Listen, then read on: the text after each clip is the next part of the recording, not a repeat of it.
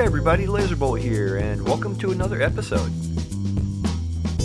Today I'm going to show you how to start up this beautiful Blackbird Simulations C-130J Dirty 30. Then we'll create a short flight plan in the CNIMU, and we'll take to the skies to perform a couple simple ILS landings. Alright, let's get started over here. Of course, first thing you want to do is engage the parking brake. Just look at this awesome cockpit, man. I love how everybody has a little fuzzy seat cover, kind of cozy. And they've done a pretty good job representing the complicated modern cockpit going on.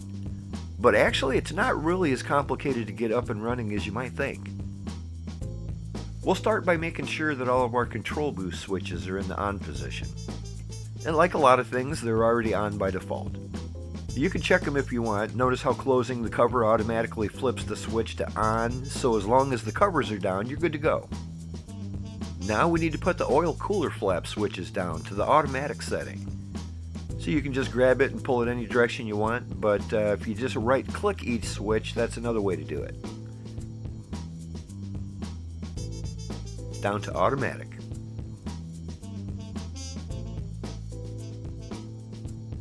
Now on the electrical panel, make sure that all 4 of your generator switches are on. They're probably already on by default. Now flip that battery switch over here and we've got ourselves some DC power. It's enough to get us started anyhow.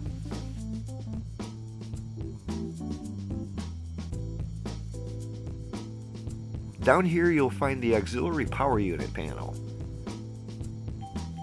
We're going to turn the APU on by rotating this dial over here to the start setting. It will return to the run position all by itself. The little light here turns on and lets us know it worked. Now we just wait for the APU to spool up to 100% RPM and we can move on.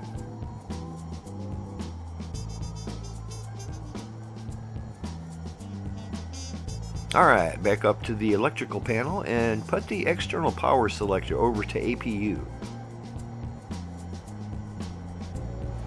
Now we have enough power to run all of our gauges and avionics panels.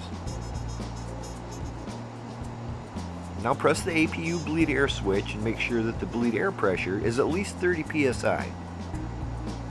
Good to go. And looky here, all of our flight displays and avionics panels are looking pretty good, but notice that we have an error message on our artificial horizon. It says attitude failed because we still need to power up the gyroscopes.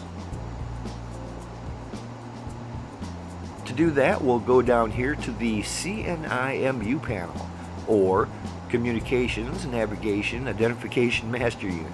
We'll just call it the Master Unit from now on. First, clear out the message telling us to enter the date by hitting the clear button here. Now we actually have to enter the date or it won't let us use the auto nav feature. I know, kind of weird, but let's do it. Okay, enter the date using this format. Today is the 6th of January 2026. Just like that. Now go up here to the right and hit this button. Okay, DB message out of date, blah blah blah. Click, we'll just clear that right out. Now we can activate our master avionics and auto nav buttons, and this will power up the gyroscopes.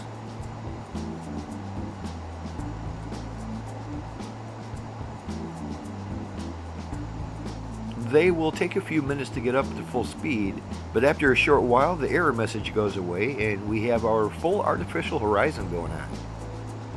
Bingo. Time to fire those engines up. Now there's some conflicting information out there when it comes to which order to fire them up in. For instance, the knee board checklist says to do engines 2 and 3 first, followed by 1 and 4. But the manual says to do 3 and 4 first, followed by 1 and 2. That makes a lot more sense to me. After all, as far as the aircraft is concerned, it doesn't matter one bit which order you fire them up in. It doesn't matter at all. And the reason for starting 3 and 4 first is strictly a safety issue, because the ground crew is usually on the left side of the aircraft, and you don't want to take anyone by surprise when the blades start spinning. So turn the engine 3 starter switch over to start, and once again it automatically returns to the run position. Notice the green light, and down on the engine status panel, engine number 3 has a white box around it.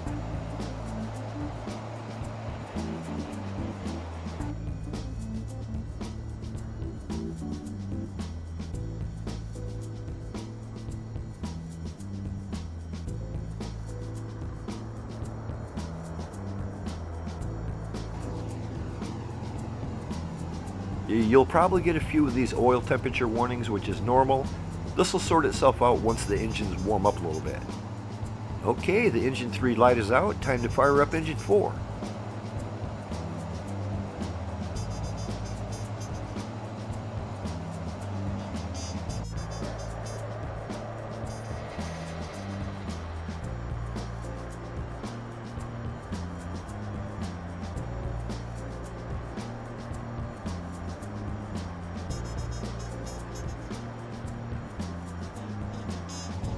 Now on to engines 1 and 2.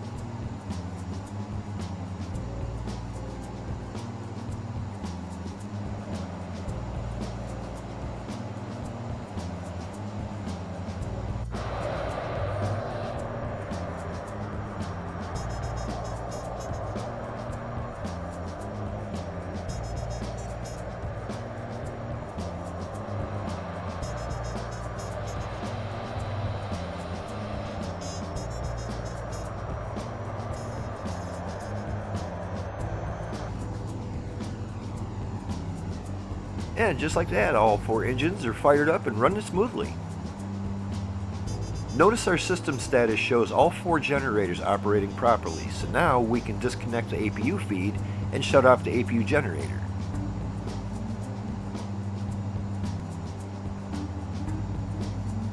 Also, now is a real good time to take care of all the little stuff like pitot heat, air conditioning, cockpit lights, and so on. Okay, let's go down to the master unit here and create a simple flight plan. We're currently parked at Romeo Charlie Quebec Sierra, so we'll start the flight plan there. Hit the legs key and enter the identifier. Romeo Charlie Quebec Sierra. Now set that as the beginning of the flight plan. If the light is green, it's a valid entry. Okay, how about we fly over this big old mountain range here and over this little island. It's got a couple little airports on it. How about let's go to this one. We are looking at Romeo Charlie Quebec Charlie. Put that next in line up here.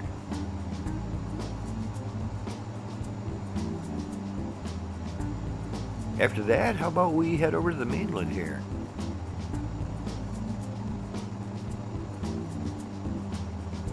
This one looks nice. Zulu Golf Oscar Whiskey. Honestly, I originally wanted to go to Zulu Whiskey Alpha India, but that wasn't a valid airport in the Hercules database.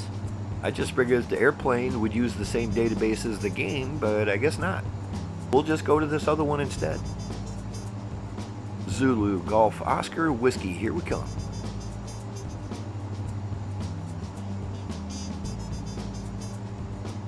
There you go, we'll hit that execute button and it'll activate the first leg. Romeo Charlie Quebec Charlie is at a heading of 302 degrees at 98 miles. Alright. Let's get this dirty Herky bird on the runway and get out of here. Luckily it's only about 10 feet away, right? So let's go.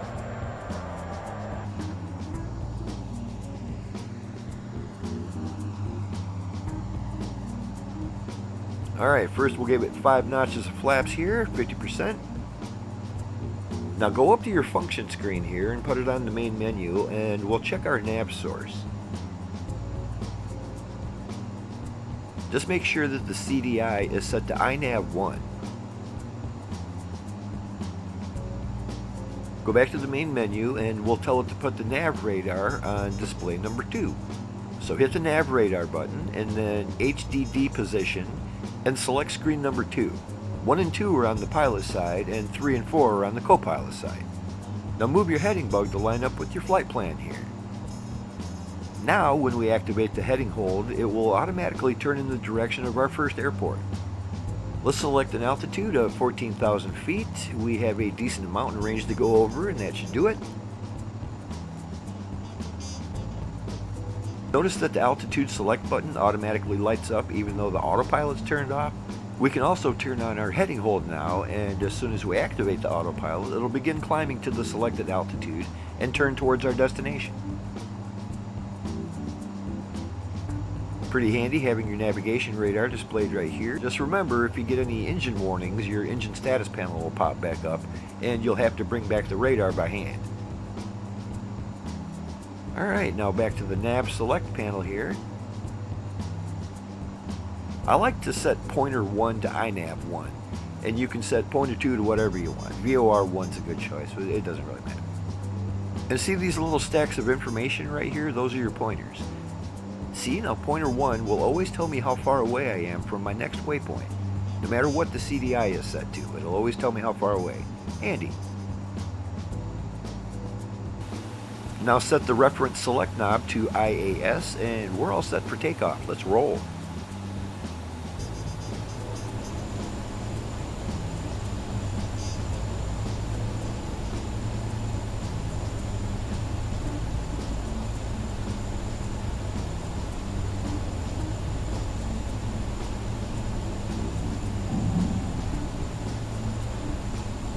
As soon as we're up, raise the gear and slowly start retracting our flaps to stay out of the red zone on the speed indicator.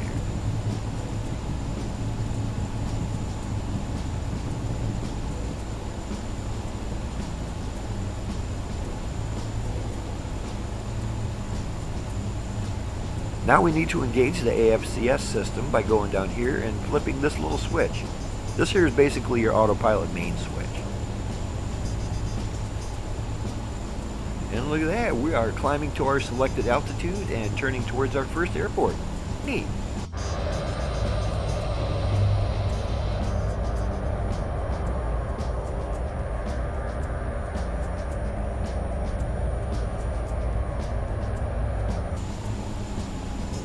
Let's activate the auto throttle switch and set our indicated airspeed to 220.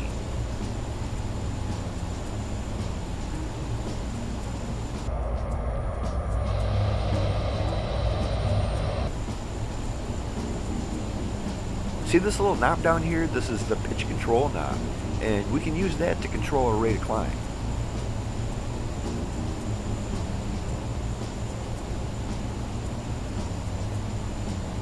We can see here on the directional indicator that we need to turn to the left in order to intercept our flight path. Let's use our heading bug and turn a few degrees left.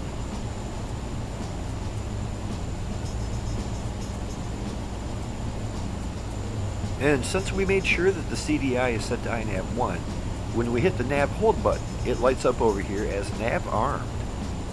But our heading hold is still active while the system is waiting to intercept the flight path. So as we turn a little more left, we can see that we're getting closer to it.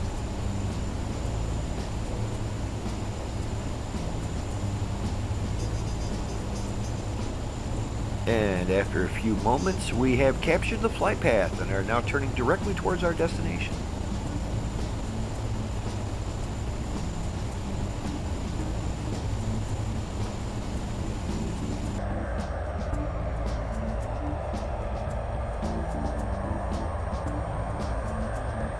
Alright, let's grab some airport information here and get set up for that ILS approach at Magong Air Base. We're going to come in on runway 02.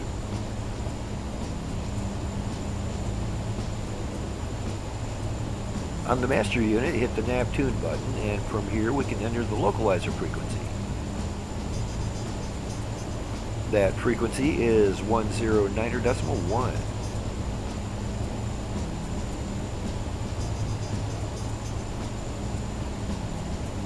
Enter that, then click on the right here, and our VOR1 has a frequency of 109.1.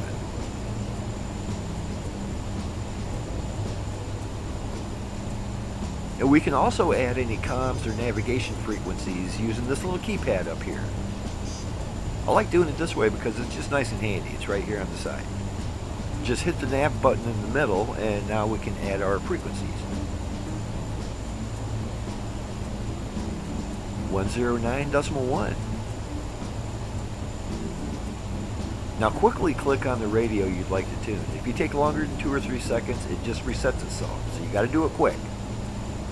Alright, I'll set VOR2 to 109.1 just to show you.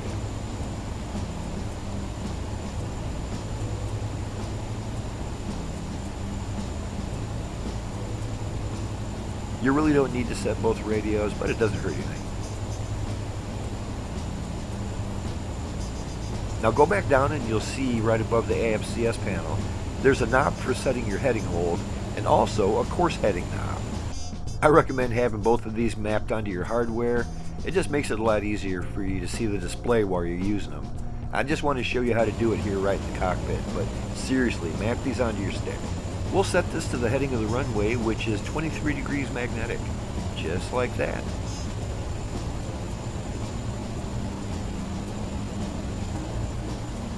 Okay, now that we're getting a little closer, let's get set up for that runway 2. Just reset your heading bug to match your current heading, and we'll reactivate the heading hold mode.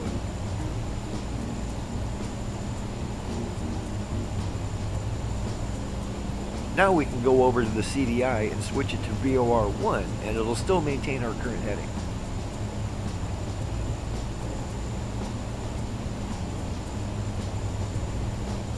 And now the instruments down here display our ILS information, like runway heading and frequency.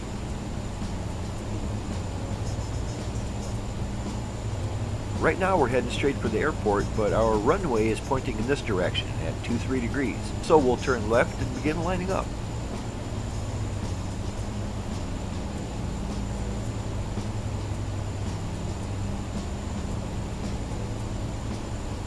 Oh, and also, we're only 44 miles out, so we better start dropping some altitude here pretty quick. We're going to drop down to 4,000 feet, and that should be enough to get us underneath the glide slope. This airport is basically at sea level, so 4,000 should do just fine. Just add 4,000 feet to whatever the elevation of your runway is, and drop down to that, and you should be underneath the glide slope.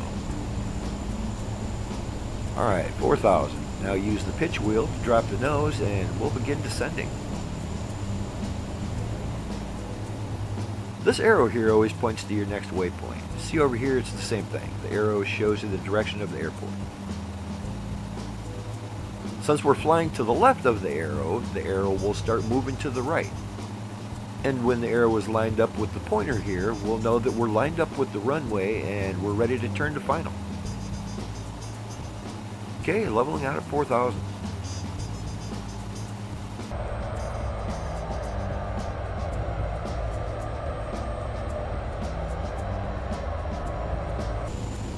Alright, the arrow's getting pretty close here, so we'll begin slowly turning towards the airport.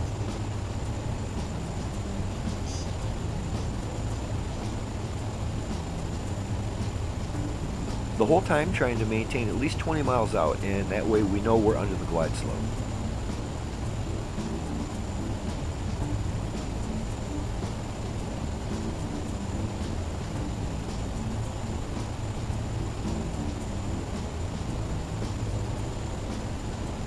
And this is a good time to start slowing down too. How about down to 210?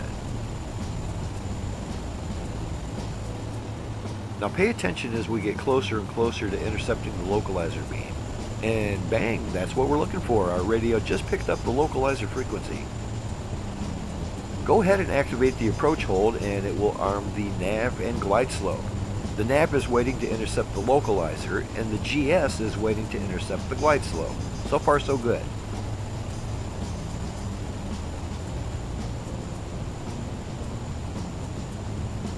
There you go, the localizer has been captured and we're turning towards the runway.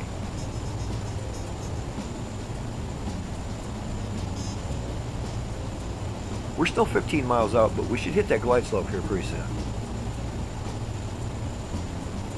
There it is, glide slope captured.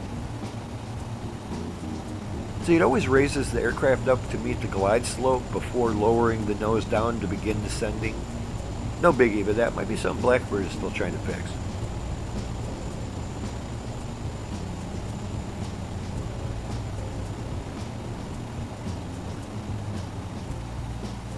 Well, we're coming in nice and steady here, just over 10 miles out.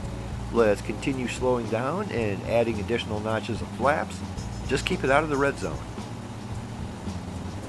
Alright, let's go ahead and slow down to 150 knots and we can deploy our landing gear.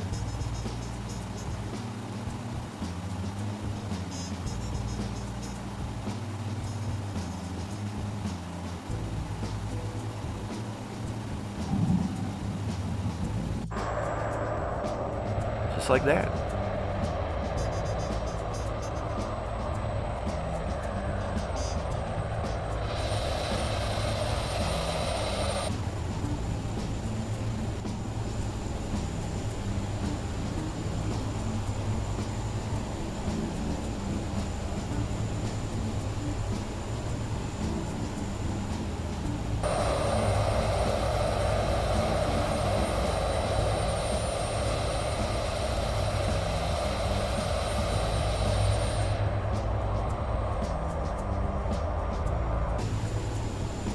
Alright, we're getting pretty close. Don't forget to deactivate the auto throttle. Notice that the airplane will maintain whatever your set speed was until you move the throttle. Pretty handy. Now to turn off the autopilot, I like to go down here and hit the go around button on the yoke. It's marked GA. The reason I do it this way is because you can hit it once to shut off the autopilot and then hit it a second time to shut off that annoying autopilot warning. So just hit it twice. This is another button that I always have mapped to my stick, so I don't have to look down here to hit it. But alright, doing that threw me up in the air just a little bit, but we'll bring her back down and get this bird on the ground.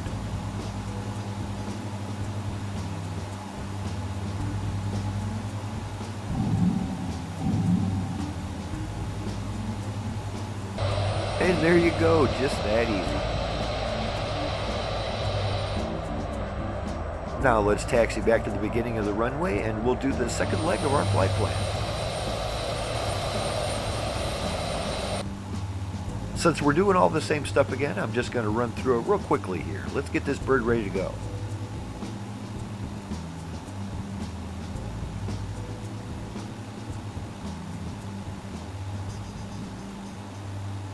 Bit of a longer leg this time, so let's climb up to 15,000 instead. Alright everybody, let's sit back, relax, and enjoy the flight, and see if you can follow along with all the stuff I showed you. There's a man around the corner, he's been asking me for change, and I could use some. Think I could use some sometimes. All these things slow me down, like the concrete that's been sticking to the bottom of my shoes. Soles worn and tired have started wearing through. I can feel them heavier now. There's a hole here in my pocket, it reminds me of the ways I am hungry and always running for an open door. On the highway, heavy-hearted, humming just to hear a sound. Loneliness, it lingers through unfamiliar towns, all of them stunning, none of them home. And I don't know if I live like this for peace of mind. Can't say if I do it for the foolish pride. Maybe it's all just to prove that I'm alive, so I tell myself I'm brave. I swear that I'm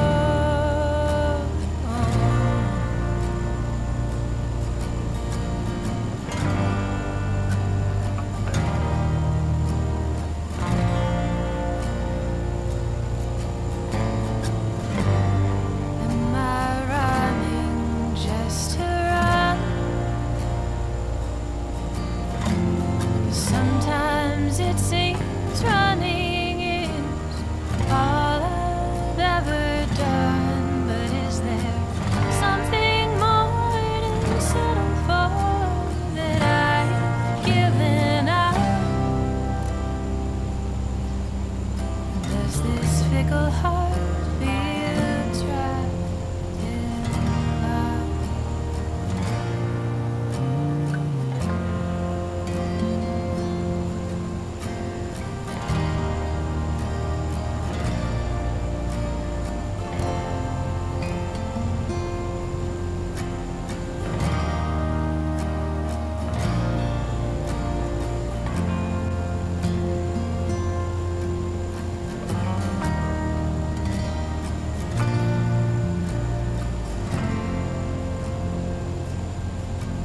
Is there something more to settle for?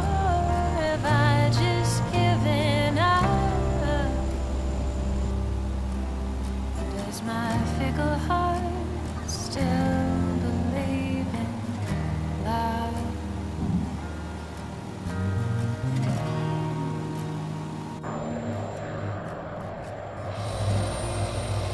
Alright guys, I hope you enjoyed the video and learned a few things about this beautiful Dirty 30 Hercules. And if you have any questions or comments or any additional information that might be helpful, please leave that down below. And like and subscribe too, that helps out a lot around here.